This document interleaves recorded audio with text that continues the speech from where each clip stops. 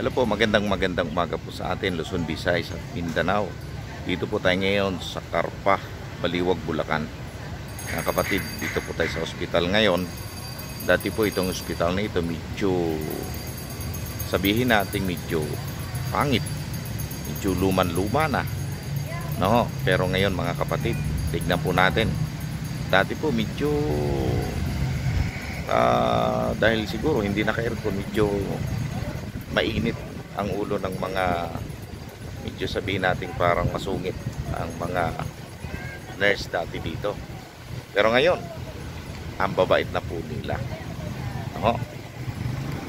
So ito po yung Carpa, Baliwag, Bulacan. So ito po ang Baliwag District Hospital mga kapatid.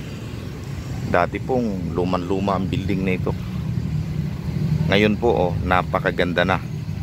At saka dito po ay libre po ito, no? Libre po ito. Kaya depende po talaga sa namamahala, sa gobernador, sa panguna po ng ating mahal na gobernador Daniel Fernando. Kaya mga kapatid, mga minamahal, at pinaganda po ang ospital. Ang laki na po ng parking. Dati hirap po dito pumasok, walang parking.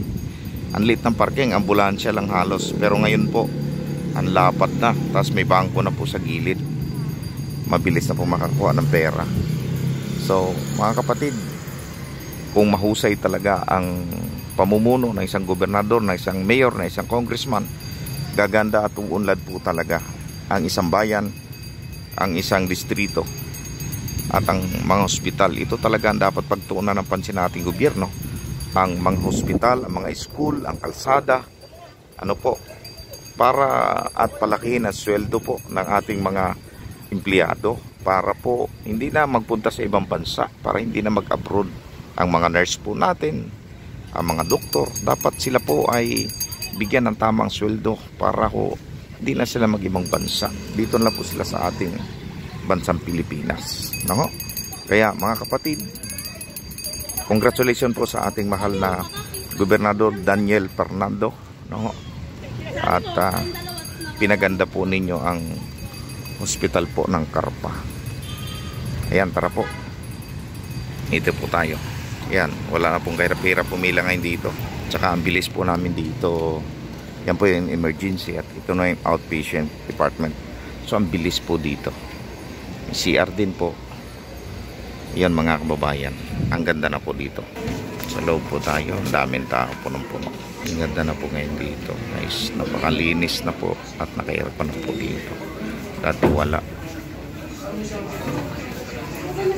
Yan o, haba ang pila.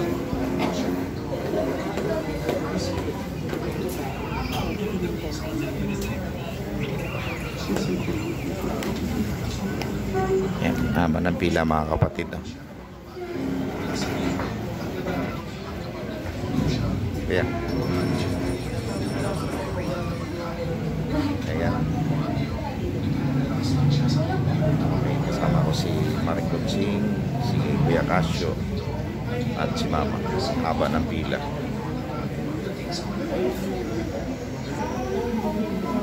Ayan guys, napakaganda na po ng hospital ng Carpa ngayon. Malinis, naka-aircon. Kaya relax na po ang mga tao at mabilis po ang pila dito. Hindi na po, tsaka mababait po yung mga nagmamanage. Mababait po ang mga doktor, mga nurse. At bukod pa ron, libre. Kaya salamat po, mahal naming Pangulong Gobernador Daniel Fernando. At naway patuloy kayong patnubayan ni God at marami pa kayong matulungan sa Bulacan, sa buong Bulacan at sa ating bansang Pilipinas.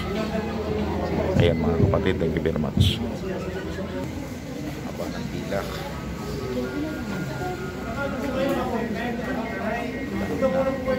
Kanina konti pa lang kami ngayon, ang dami na po. Yan o, haba ng pila, puno na po.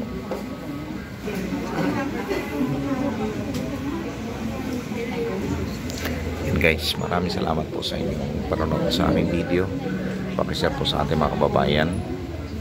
at ipakita po natin at nawa po ay lahat ng gobernador, lahat po ng mga senador ang ating bansa ay lalong pagandahin natin ang ating bansang Pilipinas at makatulong tayo sa ating mismong kapwa Pilipino, lalo na sa mga may sakit karamdaman. Matulungan po natin sila, bigyan ng tamang lunas at libreng gamot, vitamins, lalo na po ang mga senior citizen. Yan, God bless po sa ating lahat. Mabuhay po kayo. Ayan, God bless us all po.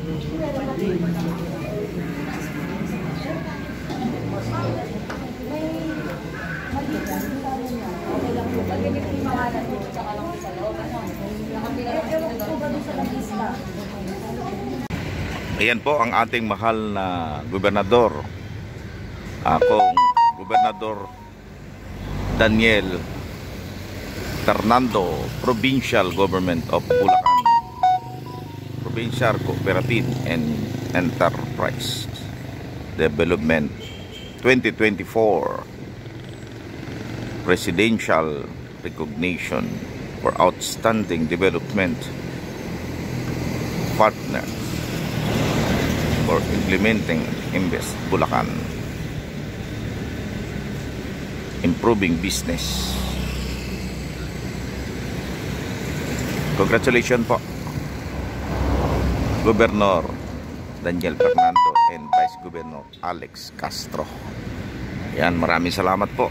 Yan po ang ating gobernador, mahal na gobernador ng Bulacan and Vice Governor Alex Castro. God bless po.